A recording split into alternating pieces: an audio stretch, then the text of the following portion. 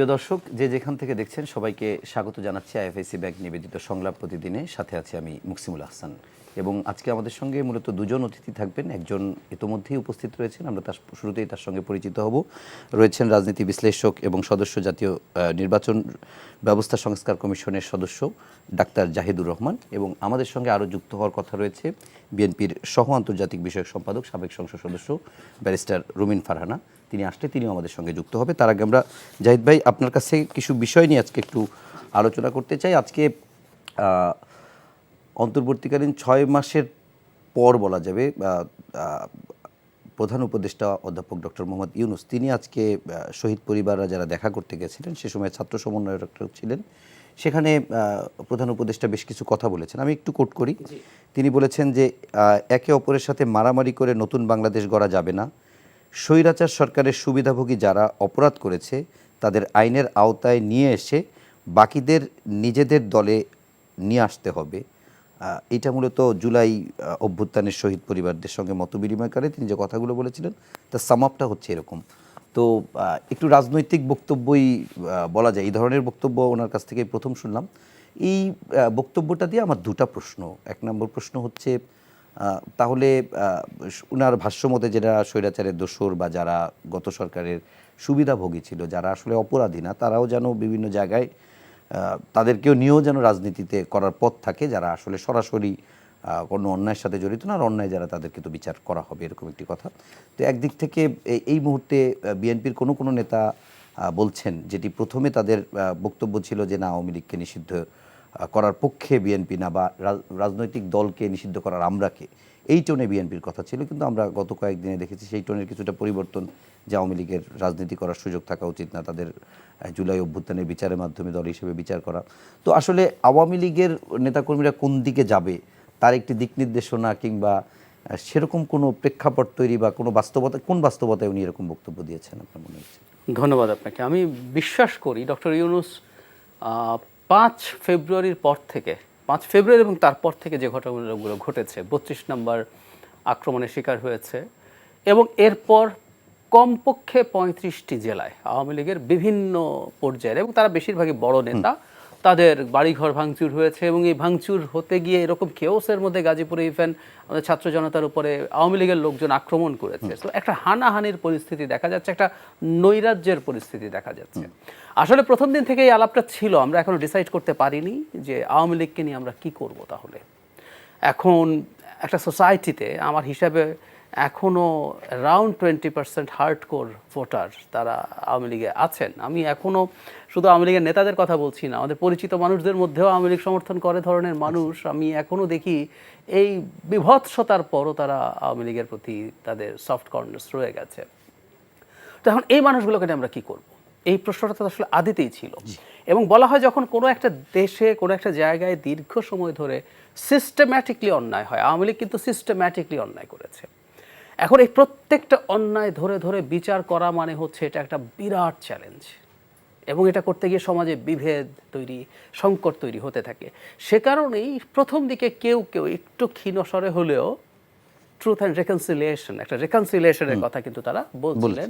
South আফ্রিকাতে হয়েছিল, বহুদিন ধরে অন্যায় হচ্ছে, হতে হতে হতে হতে আপনি সবার বিচার না করে সবাই তার অপরাধ স্বীকার করা, অন্যায় স্বীকার করা, অপরাধ যেগুলো সেগুলো ফৌজদারি অপরাধ, সেগুলো তো আসলে কোনো রকম কোনো ক্ষমা নেই। কিন্তু যারা ফৌজদারি অপরাধের সাথে জড়িত ছিল না, কিন্তু ওই দলের সিম্প্যাথাইজার ছিল, ভোটার ছিল, পদে ছিল, পদেরও যদিও ঠকবাস্তে গা উজাড় হতে পারে, মানে তাদের পদে থাকা লোকদেরও ক্রিমিনাল অফেন্স পাওয়া যাবে না এমন কয়জন আছে আমার সন্দেহ আছে। কিন্তু তার মধ্যেও যারা থাকে তাদেরকে উনি বলছেন একটু হালকা ঢঙে, আমি ওনার বক্তৃতা শুনেছিও, নিজেদের দলে নিয়ে নিতে হবে, নিজেদের কাছে নিয়ে নিতে হবে। তার মানে ওনার বার্তাটা কিন্তু এইরকম যে আওয়ামী লীগ দল হিসাবে যাতে খুব বেশি কার্যকরী না থাকে, মূল জেস্ট কিন্তু এটা, কিছুকে বিচার করব বাকিরা আওয়ামী লীগ করুক তা বলেননি, কিন্তু না, উনি এনকারেজ করছে, এটা তো চাপ দিয়ে না, কিন্তু এনকারেজ করেন তাদেরকে নিয়ে আসো। সো আওয়ামী লীগ যাতে অর্গ্যানিকলি জেনেরিক ওয়েতেই ডিসম্যান্টেলড হয়, মানে ওনার টোনে এটা আমরা দেখছি না যে আওয়ামী লীগকে আমরা নিষিদ্ধ করে দেবো এটা সেটা, বরং উনি যেভাবে বলছেন এটা একটা অল্টারনেটিভ, এবং এটাই সাস্টেইনেবল হওয়ার সম্ভাবনা আছে যদি আমরা ঠিকঠাক করতে পারি। কারণ আসলে এই 6 মাস যাওয়ার পর এখন আওয়ামী লীগকে নিয়ে কী করবো, এই আলাপটার একটা ডায়ালগই শুরু হওয়া দরকার। আমি মনে করি এই যে আমাদের সংস্কার কমিশনের যে রিপোর্ট আছে এটার পর তো এখন দলগুলোর সাথে বসা হবে 15 ফেব্রুয়ারি থেকে অনওয়ার্ডস। এটার জন্য ঐক্যমত্য কমিশন হয়েছে, একজন বিশেষ সহকারী নিয়োগ করা হয়েছে। সব কিছু মিলে এখানে আমার মনে হয় যে আওয়ামী লীগও একটা ইস্যু হিসেবে আসা উচিত। না হয় কি আমরা এখন মাঠে পরস্পরকে মতে মিলছে না, আওয়ামী লীগ প্রশ্নে মতে মিলছে না বলেই আওয়ামী লীগের দোসর, আওয়ামী লীগের কণ্ঠ শোনা যাচ্ছে, এটা হচ্ছে সেটা হচ্ছে। তার চাইতে আমরা এই আলাপগুলো করে আওয়ামী লীগের ব্যাপারে একটা সিদ্ধান্ত, এবং ওনার এই বক্তব্যের মাধ্যমে আমি মনে করি এটা তার অবস্থান, ব্যক্তিগত অবস্থান, সরকারও আমি বলতে চাই না, কিন্তু এখন অন্তত আলাপটা মাঠে আসলো। এখন এটার ভিত্তিতে আমরা আলাপ করতে থাকি, দেখা যাক কি দাঁড়ায়। প্রিয় দর্শক, আমাদের সঙ্গে দুজন অতিথি রয়েছে। একজনের সঙ্গে আপনারা আগেই পরিচিত হয়েছেন, ডাক্তার জাহিদুর রহমান, এবং এখন আমাদের সঙ্গে যুক্ত হয়েছেন বিএনপির সহ আন্তর্জাতিক বিষয়ক সম্পাদক, সাবেক সংসদ সদস্য ব্যারিস্টার রুমিন ফারহানা। আমি একটু রুমিন ফারহানা আপনার কাছেই যাই। আপা, সেটি হচ্ছে যে আজকে আপনি নিশ্চয়ই জানেন যে বিএনপির একটি প্রতিনিধি দল এই মুহূর্তে প্রধান উপদেষ্টার সঙ্গে দেখা করতে রাষ্ট্রীয় অতিথি ভবন যমুনায় গিয়েছেন, এবং সেখানে বিএনপির পক্ষ থেকে আমরা যতটুকু জানতে পেরেছি যে বিএনপির পক্ষ থেকে অন্তর্বর্তীকালীন সরকারকে সহায়তা করার কিংবা সহযোগিতা অব্যাহত রাখার বার্তাটি যেমন দেওয়া হবে, ঠিক তেমনি চলমান রাজনৈতিক পরিস্থিতি নিয়ে বিএনপির তাদের উদ্বেগের বিষয়টি এই বৈঠকে হয়তো তুলে ধরবেন।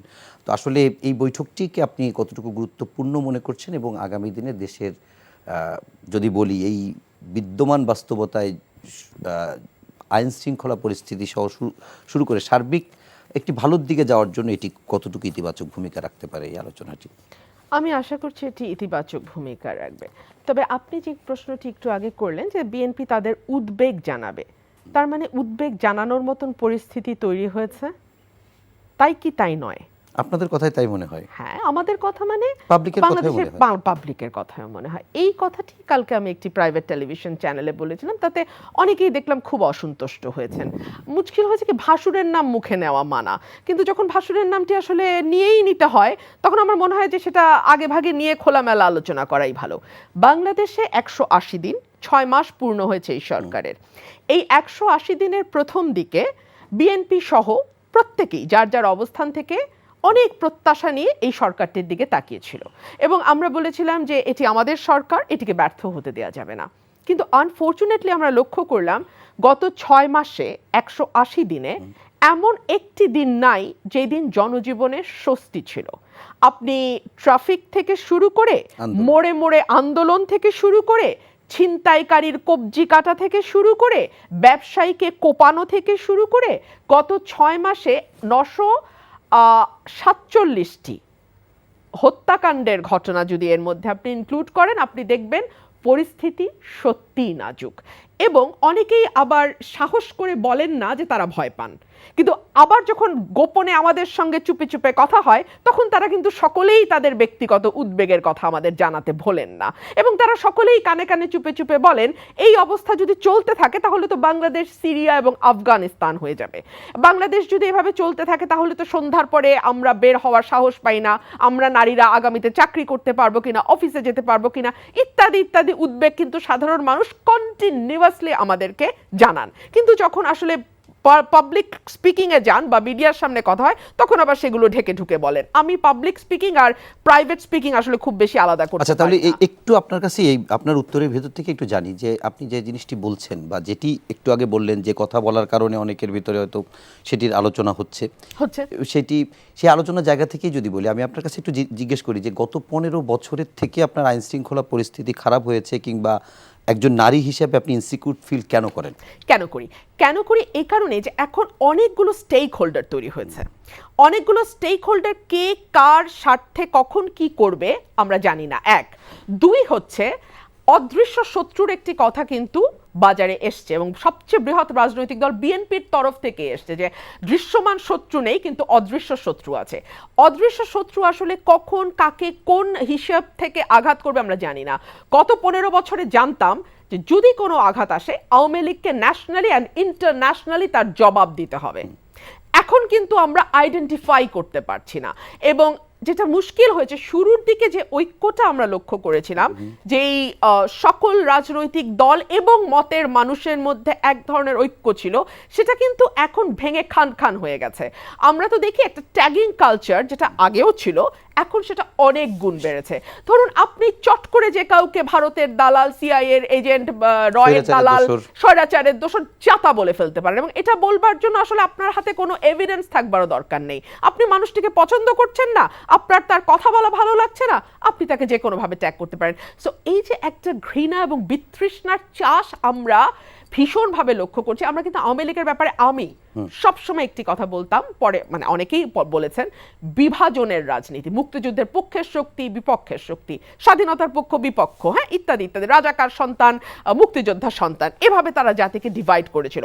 এখন এই ডিভাইডের যে নেশন, সেটা আরো শতধারায় ডিভাইডেড হয়েছে।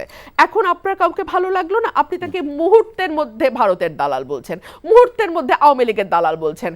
সো এই যে এত স্টেক হোল্ডার, এবং এই দেশের মানুষকে আমার মনে হয় যে অনেকেই না পুরো বক্তব্যটিও শুনবার দরকার মনে করেন না। কাট পিস আপনি আপনার সুবিধা মতো কেটে একজন ব্যক্তির নামে দিচ্ছেন, ওটাকেই মেজরিটি পিপল খুলেও দেখে না যে পুরা বক্তব্যটা কি, আগের এবং পরের কথাগুলো কি ছিল। সো তখন হয় কি, খুবই সহজে মিসকমিউনিকেশন হওয়ার সুযোগ থাকে। আচ্ছা রুবিনা আপা, আপনার এই প্রসঙ্গে আমি একটু শেষ একটা প্রশ্ন, একটু আমার নিজের জানার আগ্রহ। ব্যারিস্টার রুমিন ফারহানা যখন বিএনপির পক্ষ থেকেও অনেকে বিগত সরকারের বিরুদ্ধে কথা বলতে সাহস পেত না, বা একদম মানে ভারী কণ্ঠস্বর বা একটা প্রতিবাদী কণ্ঠস্বর হিসেবে রুবিন ফারহানাকে আমরা সবসময় দেখেছি, এবং আমার ধারণা এদেশের মানুষ অনেকেই আপনাকে চেনে। সেই আপনি যদি সন্ধ্যার পরে একজনকে না নিয়ে চলতে সাহস পান না, তাহলে এরা কি এই স্বাধীনতার পক্ষে, স্বাধীনতা 2.0 যেটাকে বলি আমরা, নতুন বাংলাদেশ বা আওয়ামী লীগ পরবর্তী যেটার বিরুদ্ধে আপনারা 15 বছর যুদ্ধ করেছেন, সেই যুদ্ধের পরে বিজয়ী জায়গায় আপনার শত্রু কে? আমি এখানে কয়েকটা কথা পরিষ্কার বলতে চাই যে এত বড় একটি অভ্যুত্থানের পর এবং 15 বছর লম্বা একটি দুঃশাসনের পর কিছুটা টার্ময়েল হবে, সেটা আমরা মেনে নেই। দুই হচ্ছে, আমি যদি লক্ষ্য করতাম সেই টার্ময়েলকে শক্ত হাতে নিয়ন্ত্রণের চেষ্টা সরকার করছে, তাহলে আমি আশ্বস্ত হতাম। কিন্তু আমি লক্ষ্য করছি সরকার তো নিয়ন্ত্রণের চেষ্টা করছেই না, বরং তাদের ইন্টারেস্ট যদি কোনো জায়গায় একটু মানে একটু কম্প্রোমাইজড হয়, ফর এক্সাম্পল সমন্বয়কদের কোনোখানে, যেমন গাজীপুরে যেটা হয়েছে, তারপরেই কিন্তু ডেভিল হান্টের এই উদ্যোগ নেওয়া হয়েছে। কিন্তু ডেভিল হান্টের উদ্যোগ যখন গাজীপুরে সমন্বয়কারীদের উপর হামলা হলো, তার আগে তো বাংলাদেশে বহু বহু ঘটনা ঘটেছে, প্রতিদিন ঘটছে, যেটা নিয়ে আমরা নিরবচ্ছিন্নভাবে চিৎকার করে যাচ্ছি। তখন তো সরকারের টনক নড়লো না। তো সেই জায়গাগুলোতে আমি ইনসিকিউর তো ফিল করি ডেফিনেটলি। আইন শৃঙ্খলা রক্ষাকারী বাহিনী কিন্তু নিষ্ক্রিয়, সত্যি বলছি, তারা এখনো নিষ্ক্রিয় মানে সক্রিয় হয়নি। আমি একটি উদাহরণ দিতে চাই। আমার টেলিফোন নাম্বার ভাইরাল করা হয়েছে, এইটা নিয়ে আমি ডিসি সাইবারকে কমপ্লেইন করেছি, লিখিত কমপ্লেইন করেছি, থানায় কমপ্লেইন করেছি। এখন পর্যন্ত 2 মাস পার হয়েছে, কোনো ব্যবস্থা নেওয়া হয়। ওই ভিডিওটি ওরকমই আছে মিডিয়াতে, এবং আমি I had to change my number, আমার ব্যক্তিগত টেলিফোন নাম্বার বদলাতে হয়েছে। আমি যেহেতু একজন নারী, আমাকে না আসলে নানানভাবে হেনস্থা করা যায়। অনেকে বলেন উনি কি 15 বছর নিরাপদ ছিলেন? আমি আজকে খুব শক্ত ভাষায় বলতে চাই, কেবলমাত্র জেলে যাওয়াই কিন্তু অত্যাচার নয়। আমাকে মানসিকভাবে যেভাবে হেনস্থার মধ্যে দিয়ে যেতে হয়েছে, প্রতি মুহূর্তে আমার বিরুদ্ধে তো 9-10টা মামলা আছে, ডিজিটাল সিকিউরিটি অ্যাক্ট থেকে হত্যা মামলা পর্যন্ত, সেগুলোর হাজিরা দেওয়া আছে, এগুলো আছে। সোশ্যাল মিডিয়াতে আমাকে কোনো ভাবনায় যেভাবে আমাকে হেনস্থা করা হয়নি, সেগুলো বোধহয় আমাদের অনেকেই এখন মনে করছেন সেগুলো হেনস্থা নয়, কিন্তু আমি মনে করিয়ে দিতে চাই এটাও কিন্তু খুব শক্ত হেনস্থা। সুতরাং 15 বছর নিরাপদ ছিলাম মানে এই না যে আমি হেনস্থার শিকার হইনি।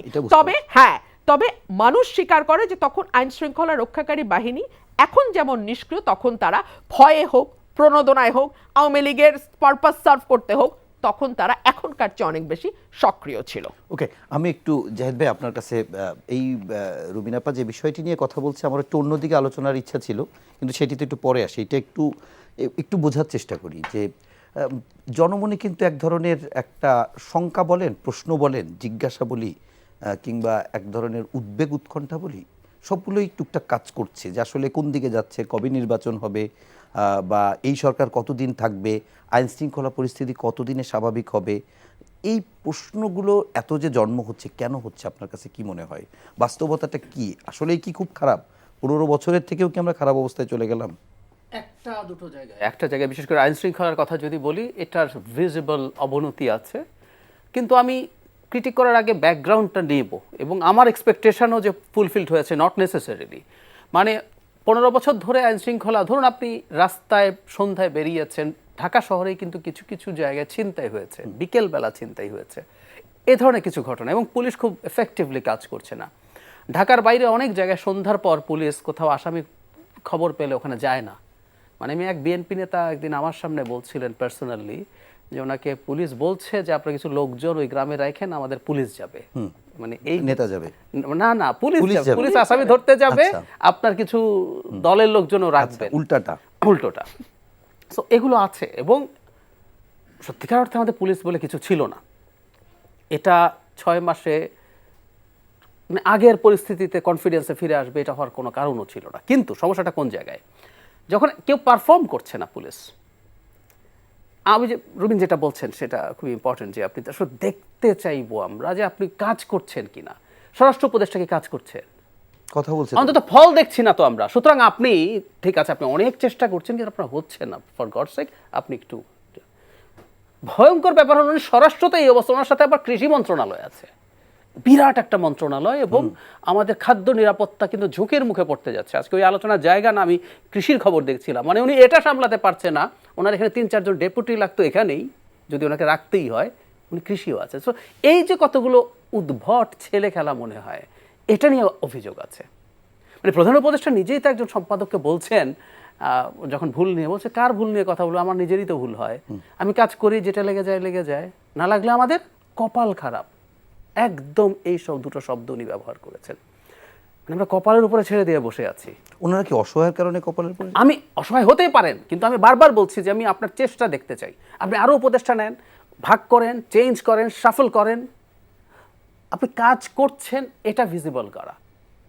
আরও কথা আছে, আমি একটা জিনিস যোগ করতে চাই, এই যে সাম্প্রতিক সময়ে যে ভয়ঙ্কর ভাঙচুরের ঘটনা ঘটে, একটা নারকি, এটা কিন্তু শুধু পুলিশ না, আমরা এটা অনেকে হয়তো খেয়াল করছি না, এই সময় মিলিটারি ম্যাজিস্ট্রেসি পাওয়ার নিয়ে মাঠে আছে। মানে আমাদের মিলিটারি থেকেও আমরা এগুলো ঠেকাতে পারিনি। গ্লোবালি কি মেসেজ যাচ্ছে আসলে? 35টা জেলায় এই ঘটনাগুলো ঘটেছে, মিলিটারিও এখন, এবং এখন আপনি এখন ডেভিল হান্ট, মানে শয়তানকে আপনি ধরতে যাচ্ছেন। মানে এই সোসাইটিতে এতদিন শয়তান ঘুরে বেরিয়েছে, হঠাৎ করে 6 মাস পর হঠাৎ করে আপনি। এবং আমি একটু যোগ করতে চাই, যখনই এই ধরনের ঘোষণা দেয়, এটাও কিন্তু একটা প্রমাণ যে আমি এইটা আপনার বলতে সিস্টেমটা কাজ করছে না। একদম। কারণ আপনাকে আজান দিয়ে আমরা বলি না যেতে হয়, কেন যেতে হয়, ওই যে একবার, এবং এর মধ্যে অনেকগুলো অ্যালার্মিং সায়েন্স আছে, আমি একটু যোগ করতে চাই। চলো যায় যুদ্ধে মাদকের বিরুদ্ধে একটা ঘোষণা হয়েছিল 2019 সালের শেষের দিকে এসে, সামাজিক কর্মসূচি। তারপরে এই কক্সবাজার টেকনাফে মানুষ ধরে ধরে মেরে ফেলা শুরু হলো, 200-র বেশি মানুষকে বিনা বিচারে হত্যা করা হয়েছে। সিনহা রাশেদ 20 সালের জুলাইতে মারা গেছে, তাই একটু ছেদ পড়েছিল। সেই জন্য বিশেষ অভিযানগুলো আমার কাছে ভীতিকর লাগে। এবং আরেকটা তথ্য আমরা কিন্তু অনেকে জানি না, যুবদলের একজন নেতা কাস্টাডিতে মারা গেছে কিছুদিন আগে, এটা সামাজিক মাধ্যমে প্রচুর শোরগোল হয়েছে। এই সরকারের সময় কতজন গেছে জানেন? I got the news from a portal, 17 জন। মানে বিচার বহির্ভূত হত্যা না, হত্যা না, এগুলো কাস্টাডিয়াল ডেথ। আচ্ছা, এটা একটা আচ্ছা। ডিফারেন্স, একটু দর্শকদের ওকে, ওকে। উদ্দেশ্যে বলি, আমরা অনেকে এটাকে মিলিয়ে ফেলি। বিচার বহির্ভূত হত্যার সময় আপনার ইন্টেনশন থাকে কাউকে নিয়ে গিয়ে আপনি গুলি করে বের করবেন। এগুলো হচ্ছে আপনি কাস্টাডিতে টর্চার করছিলেন, Torture। আপনি হয়তো ডেথ চান নাই কিন্তু মারা গেছে। কিন্তু 17 জন মানুষ এই সরকারের সময় কাস্টাডিতে মারা গেছে, 17 জন। 17 জন। আচ্ছা, এই সঙ্গে আপনি একটু তো একটু যোগ করি, তখন হ্যাঁ। এখন যখন একটা বিশেষ অভিযানের কথা আবার আসে, এগুলো ভীতি তৈরি করে।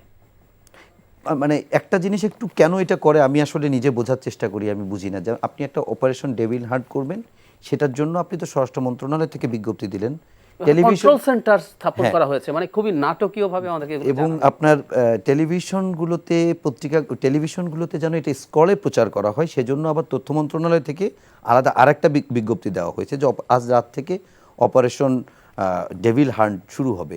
তো এই একটা এরকম একটা ম্যাসিভ অপারেশন অবশ্যই জানবে মানুষ, কিন্তু এত ঘটা করে আমি জানায় করছি, আমি ব্যাংকের কারো অ্যাকাউন্ট ফ্রিজ করছি তখন যখন সে দেশের বাইরে চলে গেছে সব অ্যাকাউন্ট ফাঁকা করে। এগুলো সব মানে মানে মানে কাজ হয়ে যাওয়ার পরে কেন হচ্ছে, এগুলো আসলেই আমরা বুঝি না। আমি আবার স্কলারদের আসলে দুটো দিক আছে, মানে ডেভিলদেরকে বলা হচ্ছে তোমরা পালাও, এটা এভাবে ইন্টারপ্রেট হ্যাঁ, করা যায়। আবার উল্টো, সেভাবেই- ছোটখাটো ডেভিলরা তোমরা সংযত হয়ে যাও, আমি কিন্তু তোমাদেরকে ধরে ফেলতে আসছি, মানে দুটোই হতে পারে। তো এটা ওই কারণে হয়তো। আর সরকার এটা ওই ডেভিলদের চাইতে জনগণের মধ্যে তো অসন্তোষ তৈরি হচ্ছে, সরকার র্যাদার আসলে মেসেজটা জনগণকে বেশি দিতে চাইছে, কারণ এই সরকার একটা অকার্যকর সরকার। অকার্যকর সরকার না হলে এটা হয় না। তো আমার খুব প্রিয় একটা এক্সাম্পল হচ্ছে মাজারের হামলা। যেদিন বিশ্ব সুফি সংগঠন একটা আছে 26 জানুয়ারি, আমার তারিখটা একটা ঘটনাচক্রে মনে হয়, একটা কলাম লেখার জন্য এগুলো বের করলাম আবার। তো 26 জানুয়ারি যেদিন তারা 80টা মাজার ভেঙেছে বলছে, এরপর আরও 2টো মাজার ভেঙেছে। সো আপনি যখন ওইটার বিরুদ্ধে ব্যবস্থা নেন নাই, আপনি যখন দুর্বল হিসাবে মানুষের সামনে এক্সপোজড হয়ে গেছেন, তখন খুব স্বাভাবিকভাবে এগুলো হবে এবং মানুষ খুবই অসন্তুষ্ট হতে শুরু করেছে। এখন এই নানান রকম নাম দিয়ে, ইভেন এই আলাপ আছে যে আপনি মানুষকে ডিহিউম্যানাইজ করতে পারেন না, এটা আরেকটা তাত্ত্বিক আলোচনা। আপনি শয়তান বলছেন, ডিহিউম্যানাইজ করা কিন্তু জেনোসাইডের একটা লক্ষণ, আমরা অনেকে এটা খেয়াল করি না। গ্রেগরি স্ট্যান্টন বলে এক ভদ্রলোক আছে, উইজ এ স্পেশালিস্ট অফ জেনোসাইডের স্পেশালিস্ট হিসাবে উনি রুয়ান্ডার জেনোসাইড 4 বছর আগে প্রেডিক্ট করেছিলেন। তো ওনার অনেকগুলো স্টেজ আছে, এর মধ্যে একটা স্টেজ হচ্ছে আপনি ডিহিউম্যানাইজ করবেন। ইহুদিদেরকে ডিহিউম্যানাইজ করার আগে ককরোচ বলা হয়েছিল, এবং উনি বলছেন ভারতের মুসলমানরা একটা ইম্পেন্ডিং জেনোসাইডের মধ্যে আছে। তার প্রমাণ উনি ওদেরকে টার্মাইট বলছে, মানে তুমি মানুষ না। কিন্তু খেয়াল করেন, সো আপনি মানুষ না যখন হয় তখন তাকে যে কোনো কিছু করা যায়। From that point of view এই ডেভিল হান্ট নামকরণটার মধ্যে কিন্তু খুব খারাপ বিষয় আছে বলে মনে হয়। ওকে, এই ডেভিল হান্ট নিয়ে একটু, ডেভিল হান্ট সম্পর্কে আপনার কাছে একটু 2টা প্রশ্ন। এক নম্বর হচ্ছে ডেভিল হান্টকে আপনার কতটা কার্যকর বা ইফেক্টিভ বা এই মুহূর্তে এই অপারেশনটার গুরুত্ব কী হিসাবে আপনি দেখছেন? আর 2 নম্বর হচ্ছে যে এই ধরনের অভিযান আমরা আর এর আগে যেগুলো দেখেছি সেগুলো কখন কিভাবে দেখেছি? এরপরের প্রশ্নে যেতাম। দেখুন, ডেভিল কারা? ডেভিল আসলে কাদেরকে আপনি বলছেন? এক হচ্ছে যারা নানান রকম আইন শৃঙ্খলা ভঙ্গের সঙ্গে যুক্ত তাদেরকে ডেভিল বলছেন, যারা নানা রকম অপরাধের সঙ্গে যুক্ত তাদেরকে ডেভিল বলছেন, নাকি যারা আপনার মতের সঙ্গে সহমত ভাই বলছেন না তাদেরকে ডেভিল বলছেন? এই একটা প্রশ্ন আমার। 2, এই প্রশ্নটি উঠছে এ কারণেই যে গত 6 মাসে আমরা তো 180 দিনে ন্যূনতম কয়েকশো ঘটনা দেখেছি যেখানে সাধারণ মানুষকে ভোগান্তির মধ্যে পড়তে হয়েছে, সাধারণ মানুষের উপরে কোনো না কোনো অপরাধ সংঘটিত হয়েছে। এই 6 মাসে তো আমরা সরকারকে সেভাবে কার্যকর কোনো উদ্যোগ নিতে দেখলাম না। এখন গাজীপুরের ঘটনা যেহেতু আপনার গায়ে, অর্থাৎ সরকারকে যারা বানিয়েছে বলে সরকার নিজে বলে যে ছাত্ররাই আমাকে বসিয়েছে, ইউনূস সাহেব নিজে বলেন, সো তখন কেন আপনার গায়ে হঠাৎ এত লেগে গেল যে আপনি ডেভিল হান্টের কথা এখন বলছেন? মানে আমাদের কি এতদিন অ্যাঞ্জেলের মধ্যে আমরা ছিলাম, হঠাৎ করে কিছু ডেভিল আসলো? তা তো নয়। 3 হচ্ছে এরকম হাঁক ডাক ইন্ডিকেট করে যে এর ভেতরে আর কোনো পারপাস আছে, বা এখানে এটা আসলে খুব নর্মাল প্রসেস না। বিকজ একটা নর্মাল সভ্য দেশে কি হওয়ার কথা, সরকার থাকবে, আইন শৃঙ্খলা থাকবে, আইন শৃঙ্খলা পরিস্থিতি নিয়ন্ত্রণের দায়িত্বে পুলিশ এবং অন্যান্য যে বাহিনী আছে তারা কাজ করবে, এবং জনজীবনের নিরাপত্তা এবং স্বস্তি বিধানের দায়িত্ব তাদের। সেখানে হঠাৎ করে এই ধরনের operation clean heart, devil hunt কিংবা লুকিং ফর শত্রুজ অতীত তো আমরা দেখেছি। কিন্তু অপারেশন ক্লিন হার্ট তো বিএনপির সময় হয়েছিল, দলের নেতাকর্মীদেরও ভিতরে যারা বিগড়ে গেছিল বা একেবারে বিপদগামী বলবো, বা যাদের নিয়ন্ত্রণ করা যাচ্ছিল না তাদের এগেইনস্টেই করা হয়েছিল। জাতিকে এর মাসুল দিতে হয়েছে। আচ্ছা, হ্যাঁ, এক্সট্রা জুডিশিয়াল কিলিং, এরপরে মাত্রা ছাড়া হয়েছে, প্রাইভেট প্র্যাকটিস হয়েছে, বাহিনীগুলো পয়সা খেয়ে যার যার মতন ভাড়া খেটে মানুষকে হত্যা করেছে। আপনি শুনেন, একটা কোনো বিষ বৃক্ষ বপন করলে সেখান থেকে আম জাম কাঁঠাল খাবেন এই আশা করেন না প্লিজ, এটা হয় না। 6 মাসেও কেন পুলিশ তার মনোবলে ফিরতে পারবে না? কতদিন লাগবে? 6 বছর? এখানে অনেকগুলো ফ্যাক্টর আছে। এক হচ্ছে পুলিশ বাহিনীতে যারা আছেন এখন তাদের 80% হাসিনার নিয়োগ করা, এবং ছাত্রলীগ যুবলীগ এই ব্যাকগ্রাউন্ডের, সো তারা চাইছে এই সরকার ফেল করুক। 2 হচ্ছে সরকার তাদেরকে যথেষ্ট পরিমাণ ভীতি মানে শক্ত হাতে নিয়ন্ত্রণ এবং তাদের যেই বিধি অনুযায়ী ব্যবস্থা নেওয়া, তাদের বিরুদ্ধে নিষ্ক্রিয় থাকলে সেরকম কোনো ব্যবস্থা সরকার এখন পর্যন্ত নিতে পারে নাই বা নেয় নাই। সো এটা তাদেরকে 6 মাসে আরো বেশি শক্ত করেছে যে আমরা সরকারকে অসহযোগিতা করে যাব এবং এর ফলে আমাদের কোনো কনসিকুয়েন্স ভোগ করতে হবে না। সো তারা সরকারকে ক্রমাগত অসহযোগিতা করে যাচ্ছে। 3 হচ্ছে আমাদের স্বরাষ্ট্র উপদেষ্টা হিসেবে যাকে নিয়ে আসা হয়েছে, আমি এত আনইমপ্রেসিভ এবং এত অপদার্থ আর কোনো 22টা উপদেষ্টার মধ্যে আমার কোনো উপদেষ্টাকে এত আনইমপ্রেসিভ এবং এত অপদার্থ মনে হয়। কেন অপদার্থ মনে হচ্ছে? অপদার্থ মনে হচ্ছে বিকজ উনি কি বলেন বিড় করে উনিই বোঝেন, আমার জানি না আর কেউ বোঝেন কিনা, আর উনি আইন শৃঙ্খলা পরিস্থিতি ঠিক করতে পারছেন না। আচ্ছা, উনি পরিস্থিতির ন্যূনতম কোনো উন্নতি ঘটাতে পারছেন না, হঠাৎ উনি ডেভিল হান্টের ঘোষণা দিলেন। সো এই ঘোষণাটা খুব স্বাভাবিকভাবে নেয়ার কোনো কারণ নাই, কারণ যদি নর্মাল প্রসেসে দেশের আইন শৃঙ্খলা পরিস্থিতি, জিরো ক্রাইম কোথাও হয় না, পৃথিবীর স্ক্যান্ডিনেভিয়ান কান্ট্রিতেও জিরো, তাহলে পুলিশ লাগে না তো। তার পুলিশ দরকার নেই, জিরো ক্রাইম বলে কিছু নাই, কিন্তু ক্রাইমের মাত্রাটা তো নিয়ন্ত্রণের মধ্যে থাকতে হবে। গত 6 মাসে আপনি আমাকে সত্যি কথা বলেন অপু ভাই, ক্রাইমের মাত্রা কি নিয়ন্ত্রণের মধ্যে আছে? না, নাই। যখনই কোশ্চেন করি তখনই বলে পুলিশ এখনো মনোবলে ফিরে নাই। বলে মনোবলে ফিরে নাই। মনোবলে ফেরার জন্য আপনি বলেন তো 64টা জেলা, এই যে মনোবলে ফিরে নাই, এই জেলাগুলোতে কি স্বরাষ্ট্র উপদেষ্টা সফর করেছেন? জেলায় জেলায় গিয়ে পুলিশ কর্মকর্তাদের সঙ্গে কথা বলেছেন, তাদের মনোবল ফেরানোর চেষ্টা করেছেন? সেখানে থানাগুলোতে গিয়ে র্যান্ডম ভিজিটে কারো থানার যে অফিসার ইনচার্জ আছে তার সঙ্গে কথা বলে জানতে চেয়েছেন লোকালে প্রবলেমটা কি, কোথায় সমস্যা হচ্ছে, কারা করছে? না, কিচ্ছু করতে যাননি তারা, তারা কিছুই করছেন না। উনি খুবই ব্যর্থ, এবং ওনার মান সম্মান বোধ থাকলে ওনার আসলে সরে যাওয়া। ওকে, জাহিদ ভাই, আপনার কাছে একটা বিষয় একটু জানতে চাই। আমার আজকে একটি সংবাদ দৃষ্টি আকর্ষণ করেছে, সেটি হচ্ছে যে স্থানীয় সরকার উপদেষ্টা আসিফ মাহমুদ সজীব ভুঁইয়া তিনি একটি কথা বলেছেন যে জাতীয় সংসদ নির্বাচনের আগে স্থানীয় সরকার নির্বাচন করার ক্ষেত্রে সরকারের নীতিগত সিদ্ধান্ত রয়েছে, এবং তিনি বলেছেন তবে নির্বাচন কমিশন এবং রাজনৈতিক দলসহ সব অংশীজনের সাথে আলোচনা করে চূড়ান্ত সিদ্ধান্ত নেওয়া হবে। এবং উনি বলেছেন স্থানীয় জনপ্রতিনিধি না থাকায় বিভিন্ন সেবা থেকে বঞ্চিত হচ্ছে সাধারণ মানুষ, তাই এই বিষয়ে অন্তর্বর্তীকালীন সরকার ইতিবাচক অবস্থান রয়েছে। আপনি যেহেতু নির্বাচন ব্যবস্থা সংস্কার কমিশনেও মানে আপনারা রিপোর্ট জমা দিলেন এবং সেটির সাথে আপনি জড়িত, এবং এই বাস্তবতায় আপনারা আমি আবার এটাও ক্লিয়ার করি, আপনারা যে সংস্কার প্রস্তাব দিয়েছেন সেখানে বলেছেন তত্ত্বাবধায়ক সরকার বা ইন্টিরিয়াম গভর্নমেন্ট যারা থাকবে তাদের অধীনে দুটিই হবে, কিন্তু এই বাস্তবতায় এই প্রেক্ষাপটকে তার এই বক্তব্য বা কতটুকু বাস্তবায়নযোগ্য মনে হচ্ছে? আমি এটা একেবারে ভুল সিদ্ধান্ত হবে বলে মনে করি। আচ্ছা, এর মধ্যে নির্বাচন কমিশন জানিয়ে দিয়েছেন যে তারা এটা সঠিক হবে বলে মনে করেন না। কেন বলি, মানে আগামী নির্বাচনটার মূল চ্যালেঞ্জটা কি?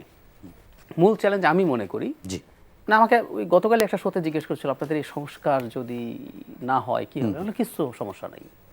একটা উদাহরণ দিই, 2008 সালে যে আরপিও সংশোধন হয়েছে, যেটার অধীনে ওই নির্বাচনটা হলো 1/11 সরকারের সময়, অনেক কিছু অ্যামেন্ড করা হয়েছে। তার আগের আরপিও যেটার অধীনে সংসদ নির্বাচন হয়, যে আইনের অধীনে, খারাপ ছিল তো, ছিল, সত্যিই ছিল। তো 96 2001-এর নির্বাচন কি খারাপ হয়েছিল? হয় নাই তো। না, কেন হয়নি? এইটার থেকে তো ভালো হয়েছে।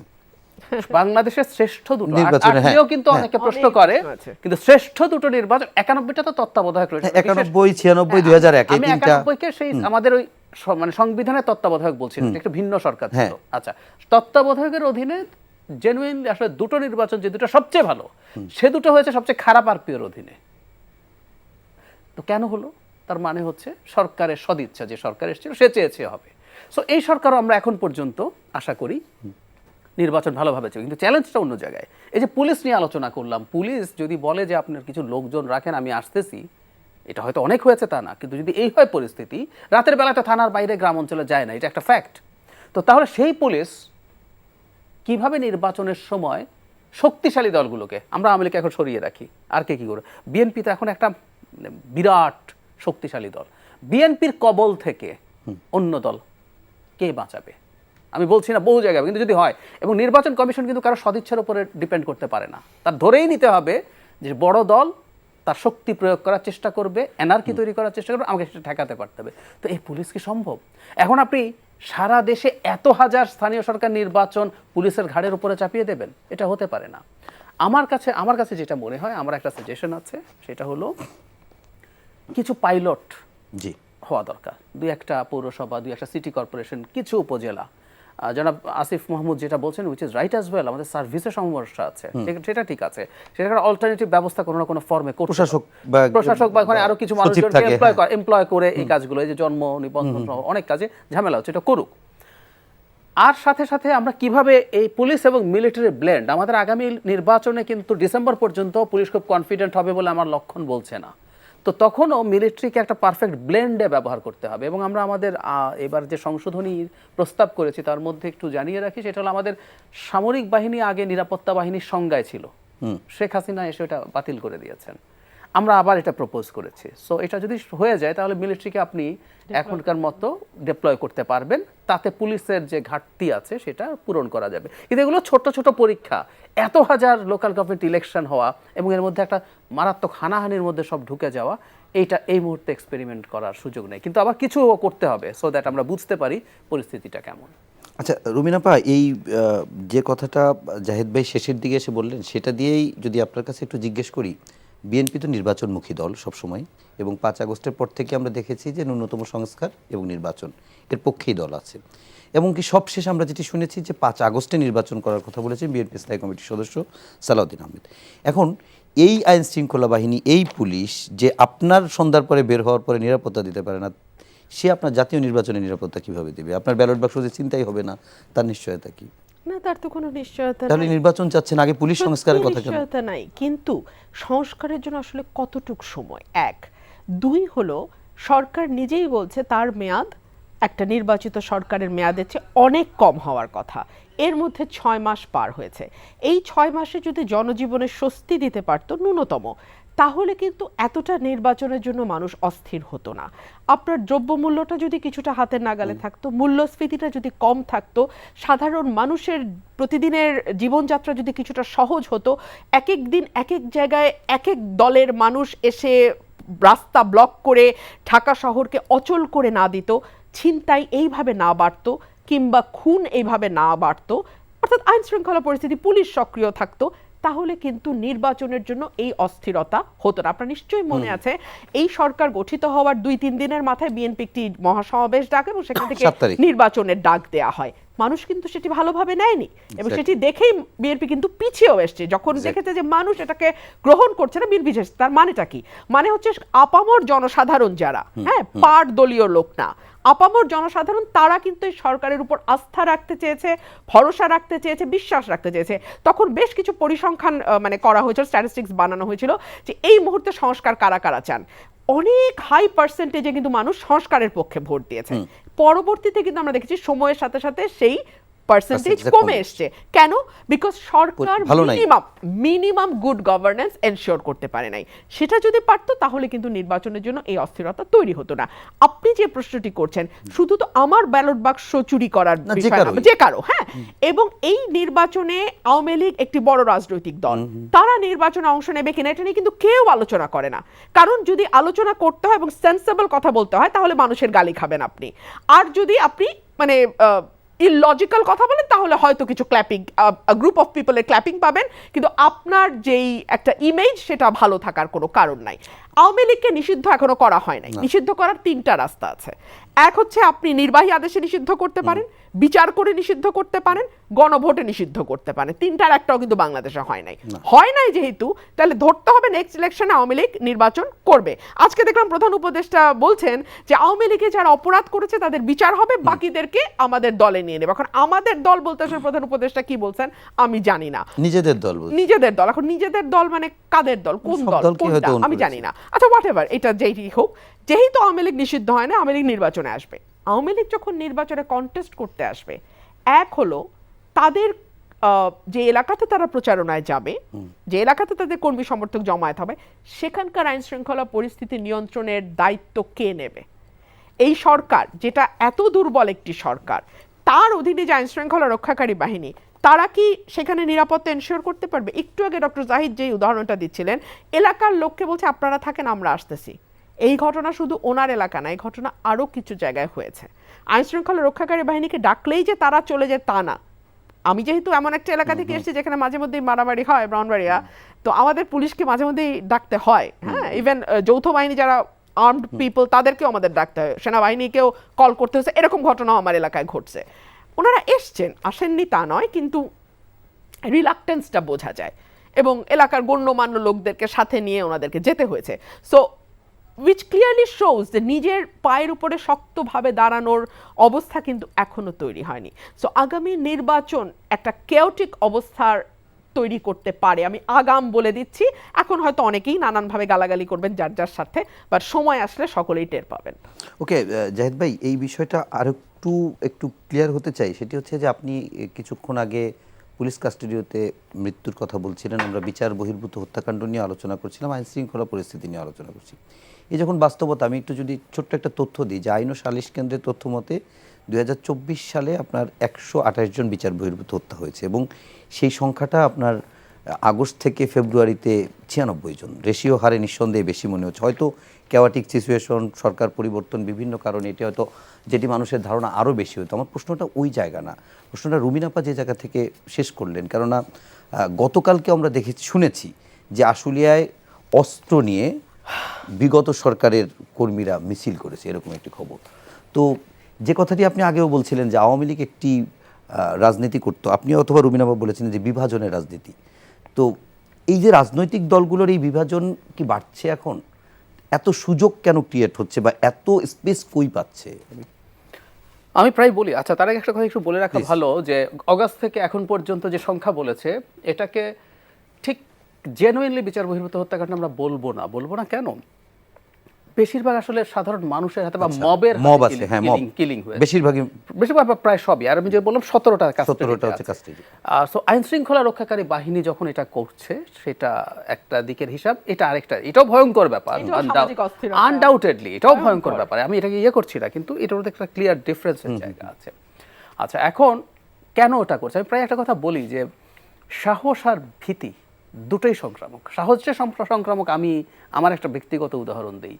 এই মুভমেন্ট যখন চলছিল, তখন নানান রকম মানে এজেন্সি দেখা শুরু করলাম, যোগাযোগ করতে শুরু করলাম, একটা পর্যায়ে ভয় পাচ্ছিলাম। পরের দিকে এসে না আমি টের পেলাম, আমি নামই বলি, নাহিদ ইসলাম, উনি টর্চার্ড হলেন, নাহিদের সে শরীরের ছবি দেখলাম, নাহিদ আবার ক্রস করে উনি আবার সংবাদ সম্মেলন করলেন। আমার সাথে অনেক ছোট উনি, কিন্তু আমি না ওনার ওটা দেখে আমি সাহসী হয়ে উঠলাম। তো এই সাহসটা সংক্রমিত হয়, ভয়ও সংক্রমিত। যারা ভয় পেয়েছে, তারা শেখ হাসিনার সময় ভয় পেতে পেতে আমাকে আমার ছোটবেলার বন্ধু বলছে যে তোর স্ট্যাটাস বা ভিডিও দেখি কিন্তু ভয়ে লাইক দিই না, মানে এই পর্যায়ে গেছে। আওয়ামী লীগের ক্ষেত্রে এখন যে ঘটনা ঘটেছে, সেটা হচ্ছে ওদের সাহস সংক্রমিত হচ্ছে, ওদের সাহস, এটা ভয়ঙ্কর ব্যাপার। গোপালগঞ্জে শেখ হাসিনার পালিয়ে যাওয়ার 7 দিনের মধ্যে মিলিটারির গাড়িতে হামলা হয়েছিল। এর 1 মাসের মধ্যে বিএনপির স্বেচ্ছাসেবক দলের একটা কনভয়ের উপর হামলায় একজন মারা গেছে, 50 জন আহত হয়েছে। আর লাস্ট কিছুদিন আগে লিফলেট দেওয়ার কারণে গ্রেফতার করা পুলিশের গাড়িতে হামলা হয়েছে, এবং একই দিন পাবনাতে গাড়ি থেকে একজনকে, আওয়ামী লীগের লোককে জয় বাংলা, জয় বঙ্গবন্ধু স্লোগান দিয়ে নিয়ে গেছে, তাকে অবশ্য আবার পরে ধরা হয়েছে। তারপর ওরা দেখছে আসলে এগুলো করা যাচ্ছে এখন। এই যে পুলিশ নিষ্ক্রিয়, পুলিশ বহু জায়গায় থামাতে পারছে না।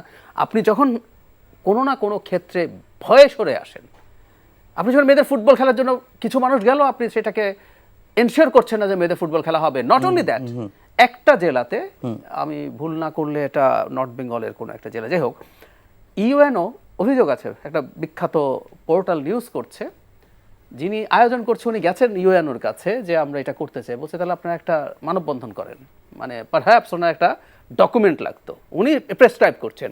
সো আপনি যখন আপনার সমাজে দেখবেন এগুলো ঘটছে, 3 জন অভিনেত্রী, প্রথমটা ঘটলো, দ্বিতীয়টা ঘটলো, তৃতীয়, 3 জন অভিনেত্রী শোরুম উদ্বোধন করবে, সকল তৌহিদি জনতা সেটা করতে দেবে না, তো তাহলে তো অন্যান্য লোকজনের সাহস তৈরি হবে, খুব স্বাভাবিক। আওয়ামী লীগের প্রচুর টাকা আছে, এজেন্টস আছে, ভারতের টাকা আছে, ভারতের এজেন্টস আছে, তারা এখন নেমে পড়ছে। এখন এটাই আমাদের কনসিকুয়েন্স হবে। সুতরাং আমরা যদি প্রথম থেকে এইসব গাল ভরা টিয়ে না দিয়ে সাধারণ যে আইন শৃঙ্খলা পরিস্থিতি আছে সেটাই যদি ঠিকঠাক মতো করা যেত, এই সাহসগুলো হতো না।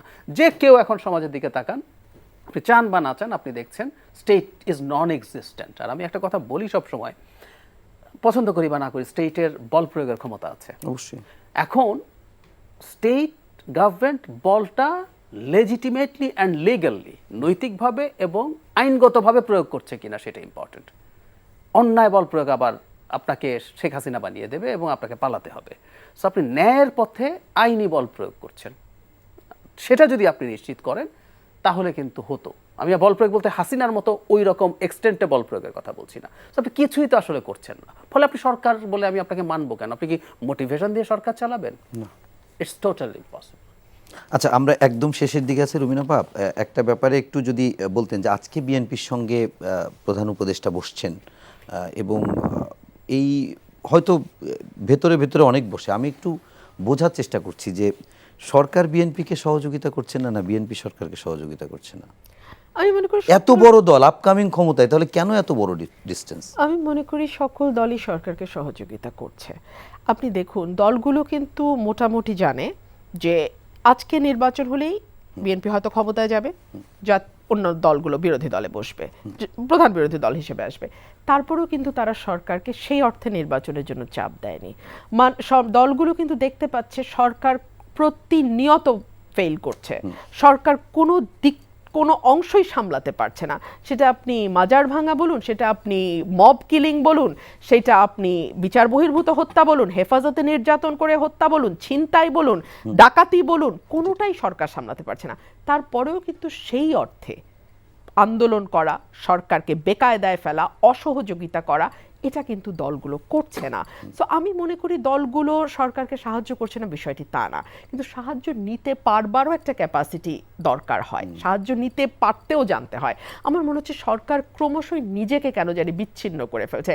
সরকারের ভিতরে আর কোনো আলটেরিয়ার মোটিভ বা ইচ্ছা আছে কিনা আমি জানি না, একেবারেই সত্যিই জানি না, কিন্তু যদি থেকে থাকে সেটা বাংলাদেশের জন্য ভালো ফল বয়ে নিয়ে আসবে না।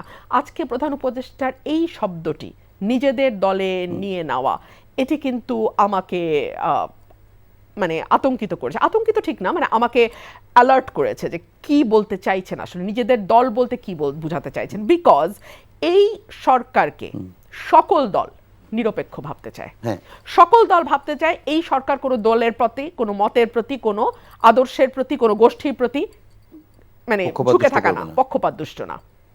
এই সরকারের অধীন নির্বাচন যদি করতে হয় তাহলে কিন্তু এইটা বেসিক ক্রাইটেরিয়া সরকারকে স্যাটিসফাই করতে হবে।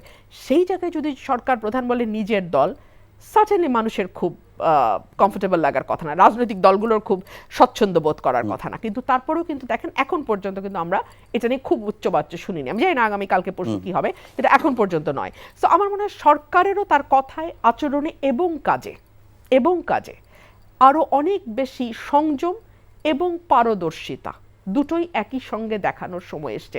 অনেকেই বলছেন সরকারের হানিমুন পিরিয়ড ইজ ওভার। আমি তো মনে করি হানিমুন পিরিয়ড অনেক আগেই শেষ।